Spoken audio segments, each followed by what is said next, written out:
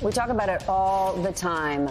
The way we get information is changing. Our attention spans are shorter and shorter, and we seem to be more connected, but lonelier than ever. It is what my dear friend and colleague Chris Hayes calls the attention age in his new extraordinary book. I want to read this quote because, it's the most Chris Hayes quote you've ever heard.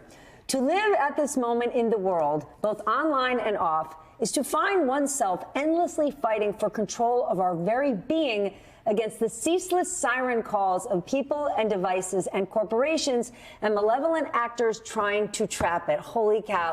You could just say, who wrote this? And you would easily know. It was Chris Hayes. Well, he is here. The book is called The Siren's Call, How Attention Became the World's Most Endangered Resource. It is out now. I congratulate you. I thank you. The book couldn't come at a more important moment. When 24 days in, we are absorbing this fire hose of news, information, misinformation, and chaos. Yeah, it's funny because I started the book 2 or 3 years ago, and it was already the case that this kind of being bound to the mast, to trying to resist this kind of compelled attention of the siren, was this permanent state of kind of addled distraction of our private lives, right? Like you constantly, the phone is buzzing, there's notifications, there's information. And then the book published into these 3 weeks in which all of public discourse has exactly the same structure.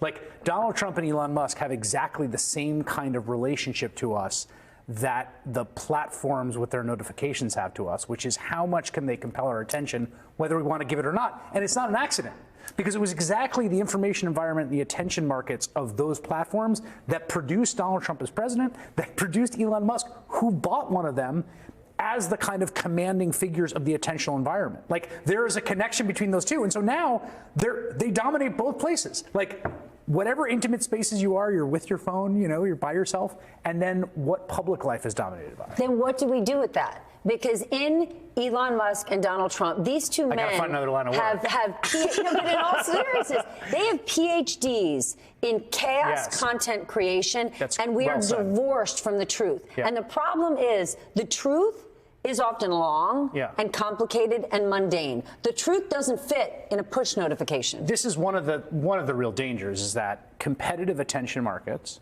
will select for the thing that is most attentionally salient as opposed to something that's true. And oftentimes, big and garish lies are more compelling than complicated truths.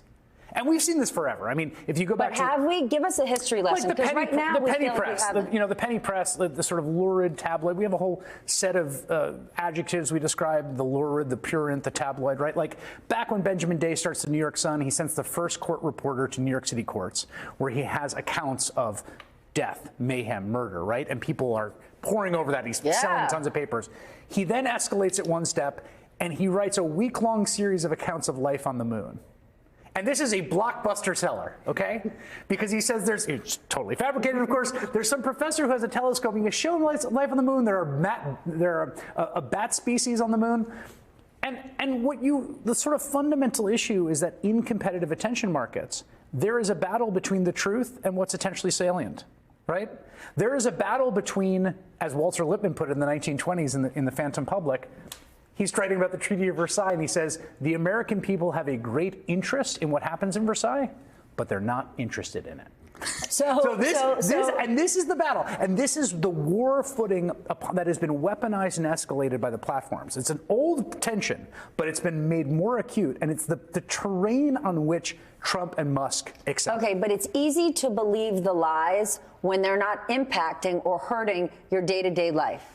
Yes, although, the thing that I would say is yes, and when you and I were both here during COVID, we both did our level best to try to navigate the complicated information environment. And I would have thought that if there was ever a moment where the meteor hits Earth and everyone has to be like, well, it's real, it would have been COVID. But even that, people were like, no, I don't like the vaccine. It got worse. It got worse. And where do you think we go from here? I think there's a few things happening. One is that I think you have to maintain focus. And I think focus is power. You being whom? All of us. Focus is power. I mean, for us who are making television shows every day, we have to resist the urge to chase after the ball that gets kicked, because focus is power. and distraction is a means by which power is diffused. But go beyond us, because talk about the American people, because lots of people right now are saying, like, I'm tuning out, this is too much. Focus on one thing. Focus on one thing. Focus on one thing and do one thing. Talk to people or focus on one thing. It's like, it's Kash Patel, it's USAID, it's whatever you think about American democracy. Call your senator, call your representative, focus on one thing. You don't have to consume news all day. Although, you know, we're here for however much you need us, and do not allow yourself to get overwhelmed as citizens. The other thing is just to like create spaces, and I think we're actually at the beginning of what is going to be a monumental cultural shift. I'm calling it now. Explain. In the same way that you can look at internet memes of processed food and recipes in the 70s and 80s that are like all Jell-O salads and casseroles. Yeah. And they had this kind of like distinct timestamp to them, which was the terminal point of like processed food. And then this revolution happened where people were just like, I don't like it anymore. And the whole food. Tang was over. All of that stuff is now, there's this revolution that happened in rebellion to that. We are in the kind of casserole, Jell-O salad, slop era of digital production. The processing that has happened to our attention has become so synthetic, so overpowering. You are going to see rebellion in exactly the same way to it. People are going to start taking phones out of public spaces. They're going to start taking them out of coffee stops and restaurants. They're going to start taking them out of meetings and conferences. They're taking them out of schools. They're taking, but we're so focused on the kids, which is okay, but the kids ends up being a displacement. We are just as bad.